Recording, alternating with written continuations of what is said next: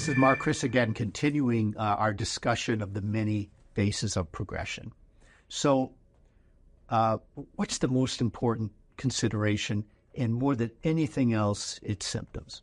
If you have symptomatic progression, first and foremost, you need to palliate that symptom, whether it be pain, a pain medication, breathing difficulty, whatever interventions can happen to relieve that. You have to palliate the symptom. Then the next issue comes that if indeed it is successful in palliating the symptom and coming up with a therapy to do that, do you want to continue the systemic therapy? And we have plenty of examples now of what I'll call oligoprogression. There's growth of cancer in one site, and a good example of this would be the brain. The rest of the lesions in the body are under control, not symptomatic. It's very reasonable to treat the problem in the brain and then continue the systemic therapy, of course, as long as it's well tolerated and the disease is controlled in the rest of the body. So if you have oligoprogression, a local therapy is effective, continue the current therapy. The other thing that's very, very important are what I would call equivocal findings on imaging. Please, because something has grown by 2 millimeters in a 50 millimeter lesion, that is well within the variability of the measuring system. So make sure somebody has indeed progressed, particularly in those cases where there is a very small growth, and one, frankly, that you can't reliably measure, and in general, continue therapy. Asymptomatic progression is probably the toughest thing, and the one that really takes a lot of thought. I think, again, symptoms are really important. If you have a symptom, it's a whole different ballgame. You got to palliate the symptom and then come up with an anti-cancer strategy to, in the long term, alleviate that symptom.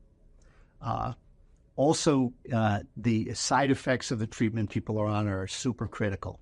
When a patient comes in and says, yeah, doc, I've had the best week in my life.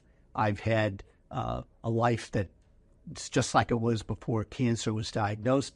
You got to think long and hard about changing that therapy. You need some very compelling reason to do that. And even in the face of progression that you see, with that scenario, you got to be really careful about changing. And I think we see this even more now with the checkpoint inhibitors and with the targeted therapies. Another important thing is the rate of growth. I remember many years ago, I went to a lecture by Tony Mock, and he showed a series of scans of a person with EGFR mutant lung cancer. And over a period of 3 years in the scans that he showed, the cancer had grown maybe on each scan by 10%. The person was fine, tolerating therapy, living the life they chose to live. And the point there was, with this, call it indolent progression, there's no reason to change. So you really need to think about that. There's something called, in a lot of clinical trials now, called treatment beyond progression for patients that fit that scenario. Growth, however, excellent tolerance of the medicine, and even more important, lack of symptoms and patient living their life. There is that condition that everybody wants to talk about, that is rarely seen. It's called pseudoprogression. Happens occasionally. It's pretty rare, but the key there is symptoms. If you have, just like that last case we talked about, growth without symptoms, medicine being tolerated well, you got to be really careful if you're going to make a change. So the bottom line is this. Progression is not one item. It is not resist progression. Resist progression has to do with clinical trials, and the fact that somebody's cancer has grown by 21% and it's in the dominant lesion does not mean you need to change therapies. Our job is a lot harder here, actually. It's a lot of talking to the patient, making sure that their symptoms are controlled, making sure they're living the life they choose to use.